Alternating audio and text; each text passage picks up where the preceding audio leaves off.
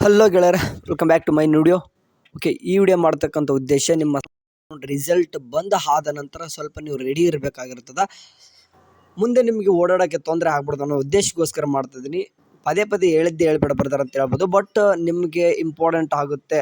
ಏನಕ್ಕೆ ಹೇಳ್ತಿದ್ದೀನಿ ಅಂತಂದರೆ, ನೀವು ಇವಾಗ ರಿಸಲ್ಟ್ ಅನ್ನೋದು ಇನ್ನೂ ಬಿಡ್ತಾರೆ. ಇವತ್ತು ಯಾವುದೇ ರೀತಿ ಅಪ್ಡೇಟ್ ಆಗಲಿಕ್ಕಿಲ್ಲ, ಬಟ್ ನಾಳೆಯಿಂದ ಏನಾದರೂ ಒಂದು ಅಪ್ಡೇಟ್ ಕೊಡ್ತಾರೆ. ಓಕೆ, ಅಟ್ಲೀಸ್ಟ್ ಯಾವತ್ತು ಬಿಡ್ತೀನಾದರೂ ಅಂತಂದು ಒಂದು ನಾಳೆ ಡೇಟ್ ಆದರೂ ಬಿಡ್ತಾರೆ ಕೇಳಿದವರು.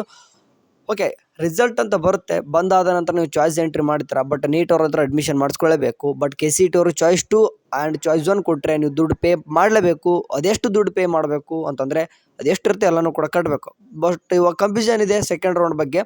ಈಗ ಚಾಯ್ಸ್ 2 ಕೊಟ್ಟು ಅಡ್ಮಿಷನ್ ಮಾಡಿಸ್ಕೊಳ್ಳಲ್ಲ, ಬಟ್ ಕಾಲೇಜ್ನ ಹೋಲ್ಡಲ್ಲಿ ಇಟ್ಕೊಂಡಿರ್ತಾರೆ, ಬಟ್ ದುಡ್ಡು ಕಟ್ತೀರಾ. ಬಟ್ ನೆಕ್ಸ್ಟ್ ರೌಂಡ್ಗೆ ನೀವು ಇವಾಗ ಏನಾದರೂ ಪ್ರೈವೇಟ್ ಕಾಲೇಜ್ ಸಿಕ್ಕಿರ್ತಾರೆ. ಓಕೆ, 1 ಲಕ್ಷ ರೂಪಾಯಿ ಫೀಸ್ ಕಟ್ಟಿರ್ತೀರ, ಬಟ್ ಸೆಕೆಂಡ್ ಎಕ್ಸ್ಟೆಂಡೆಡ್ ರೌಂಡಲ್ಲಿ ಅಂದ್ರೆ ಓಲ್ಡ್ ಇಟ್ಕೊಂಡು ಹೋಗಿರ್ತಾರಲ್ವಾ, ಈಗ 1 ಲಕ್ಷ ರೂಪಾಯಿ ಅಂತ ಕಟ್ಬಿಡ್ತೀರ. ಬಟ್ ಸೆಕೆಂಡ್ ಎಕ್ಸ್ಟೆಂಡ್ ರೌಂಡಲ್ಲಿ ಗೌರ್ಮೆಂಟ್ ಕಾಲೇಜ್ ಸಿಗುತ್ತೆ, ಫೀಸ್ ಕಡಿಮೆ ಆಗುತ್ತಲ್ಲ, ಅವಾಗ ಏನಪ್ಪ ಮಾಡೋದು ಬ್ರದರ್? ಮತ್ತು ನಾವು 1 ಲಕ್ಷ ರೂಪಾಯಿ ಕಟ್ಟಿರ್ತೀವಲ್ಲ ಸೆಕೆಂಡ್ ರೌಂಡಲ್ಲಿ ಚಾಯ್ಸ್ 2 ಕೊಟ್ಟು ಅಂತಂದರೆ, ಅವಾಗ ಏನಪ್ಪ ಆಗುತ್ತೆ ಅಂತಂದರೆ ನಿಮಗೆ ರೀಫಂಡ್ ಆಗುತ್ತೆ, ದುಡ್ಡು ರೀಫಂಡ್ ಆಗುತ್ತೆ. ಓಕೆ, ಅದೆಷ್ಟು ಫೀಸ್ ಇದೆಯೋ ಅದನ್ನು ಬಿಟ್ಟು ರಿಮೈನಿಂಗ್ ಎಲ್ಲನೂ ಕೂಡ ನಿಮ್ಗೆ ರೀಫಂಡ್ ಮಾಡ್ತಾರೆ.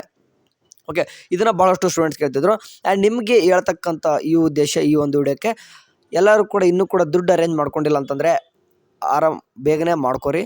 ಬೆಟರ್ ಏನಪ್ಪ ಅಂತಂದರೆ, ನಿಮ್ಗೆ ಏನಂತಂದರೆ ಈಗ ಇಂಜಿನಿಯರಿಂಗ್ ಸ್ಟೂಡೆಂಟ್ಸ್ ಯಾರು 1 ಲಕ್ಷ ರೂಪಾಯಿ ಫೀಸ್ ಕಟ್ಟೋದಿದೆಯೋ ಅವರು, ಮತ್ತು ರಿಮೈನಿಂಗ್ ಎಲ್ಲ ಸ್ಟೂಡೆಂಟ್ ಬೇರೆನೂ ಕೂಡ, ಬಟ್ ಎಕ್ಸೆಪ್ಟೆಡ್ ಯಾರಪ್ಪ ಅಂದರೆ BS ನರ್ಸಿಂಗ್ ಸ್ಟೂಡೆಂಟ್ ಬಿಟ್ಟು ರಿಮೈನಿಂಗ್ ಎಲ್ಲರೂ ಕೂಡ ನಿಮ್ಮ ಬ್ಯಾಂಕಲ್ಲಿ ಹಣ ಇಟ್ಕೋರಿ. ಯಾಕಂದರೆ ಬ್ಯಾಂಕಿಂದ ಟ್ರಾನ್ಸ್ಫರ್ ಮಾಡಬೇಕಾಗಿರ್ತದೆ. ಬಟ್ BS ನರ್ಸಿಂಗ್ ಸ್ಟೂಡೆಂಟ್ ಬ್ಯಾಂಕಿಂದ ಇರಲ್ಲ. 750 ರೂಪಾಯಿ ಅಷ್ಟೇ ನೀವು ಬ್ಯಾಂಕಿಗೆ ಕಟ್ಟಬೇಕು. ಓಕೆ, ಅದನ್ನ ಕಟ್ಟಲೇಬೇಕು, ಅದು 750 ರೂಪಾಯಿ ಅದು KEದವ್ರಿಗೆ ಹೋಗುತ್ತೆ. ಬಟ್ ರಿಮೈನಿಂಗ್ ಎಲ್ಲ ಅಮೌಂಟ್ ಏನಾಗುತ್ತೆ ಅಂತಂದರೆ ನೀವು ಕಾಲೇಜ್ಗೆ ಹೋಗಿ ಕಟ್ಟಬೇಕಾಗುತ್ತೆ. ಬಟ್ ಕಾಲೇಜಲ್ಲಿ ಹೋದ್ಮೇಲೂ ಕೂಡ ಯಾವ ಥರ ಕೇಳ್ತಾರೋ ಅದು ಕಾಲೇಜಿಗೆ ಬಿಟ್ಟಿರ್ತದೆ. ಲೈಕ್ ಕಾಲೇಜಲ್ಲಿ ಹೋದ ತಕ್ಷಣ ನಿಮ್ಗೆ ಅವ್ರು ಒಂದು ಚಲನ್ ಕೊಟ್ಟು ಅವರು ಬ್ಯಾಂಕಿಗೆ ಕಟ್ ಅನ್ಬೋದು, ಇಲ್ಲಾಂತಂದ್ರೆ ಅವ್ರು ಕ್ಯಾಶ್ ಆದರೂ ಕೂಡ ಅಂತ ಅನ್ಬೋದು. ಅದು ಕಾಲೇಜ್ ಹೋದ್ಮೇಲೆ ಅದೆಲ್ಲನೂ ಕೂಡ ಆಗೋದು. ಬೆಟರ್ ಎಲ್ಲನೂ ಕೂಡ ಫೋನಲ್ಲಿ ಇಟ್ಕೊಂಡಿರಿ.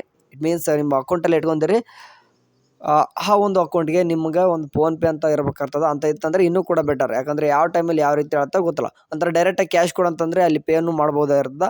ಇಲ್ಲಪ್ಪ ಅಂತಂದರೆ ಏನಾಗುತ್ತೆ, ನಿಮಗೆ ಕ್ಯಾಶ್ ಕೊಡು ಅಂತಂದರೆ ಕ್ಯಾಶ್ ಎಲ್ಲಾದರೂ ಮತ್ತೆ ATM ತೊಗೊಂಡೋಗ್ಬೇಕಾಗಿರ್ತದೆ. ಸೊ ಹಂಗಾಗಿಬಿಟ್ಟು ದುಡ್ಡಂತೂ ಅರೇಂಜ್ ಮಾಡ್ಕೋರಿ.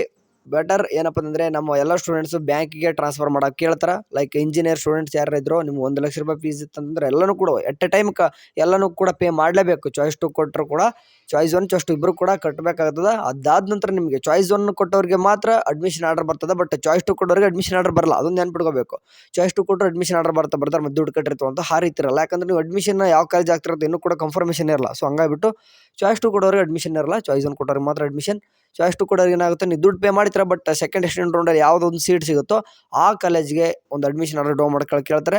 ಆ ಕಾಲೇಜ್ಗೆ ಎಷ್ಟು ಫೀಸ್ ಇರುತ್ತೋ ಅದಷ್ಟೇ ತೊಗೊಂಡು ರಿಮೈನಿಂಗ್ ನಿಮ್ಗೆ ರೀಫಂಡ್ ಮಾಡ್ತಾರೆ.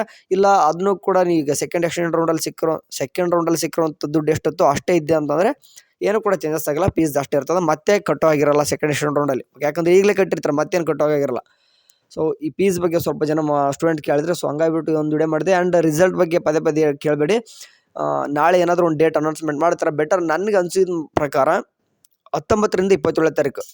ನಾನು ಏನಕ್ಕೆ ಅಷ್ಟರೊಳಗೆ ಬರಲ್ಲ ಅಂತಂದರೆ, ಈಗ MCC ಕೌನ್ಸಿಲಿಂಗ್ ಏನಾಯ್ತು ಅಂದರೆ ಸ್ವಲ್ಪ ಎಕ್ಸ್ಟೆಂಡೆಡ್ ಆಗಿದೆ. ಓಕೆ, ಅದನ್ನು ಮೇಂಟೈನ್ ಮಾಡೋಕ್ಕೆ ಈ ರೀತಿ ಮಾಡ್ಬೋದು ಕೇಳಿದವರು.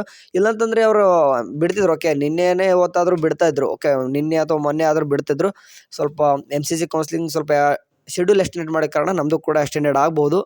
ನೋಡೋಣ. KEದವ್ರು ರಿಸಲ್ಟ್ ಬಿಟ್ಟರು ಕೂಡ ಅಡ್ಮಿಷನ್ ಸ್ವಲ್ಪ ಲೇಟ್ ಮಾಡ್ತಾರೆ. ಓಕೆ, ಯಾಕಂದ್ರೆ ಎರಡು ಕೂಡ ತಳ್ಕೊಂಡು ಹೋಗ್ಬೇಕು ಅವರು. MCCನ ತೊಗೊಂಡು ಹೋಗ್ಬೇಕು, ನಮ್ಮ KEದಲ್ಲಿ ನೀಟ್ ಮತ್ತು KCET 3 ಕಂಬೈಂಡ್ ಮಾಡಿ ತೊಗೊಂಡು ಹೋಗ್ಬೇಕು ಅವರು. ಹಂಗಾಗಿಬಿಟ್ಟು ಸ್ವಲ್ಪ ಡಿಲೇ ಆಗ್ತಿದೆ.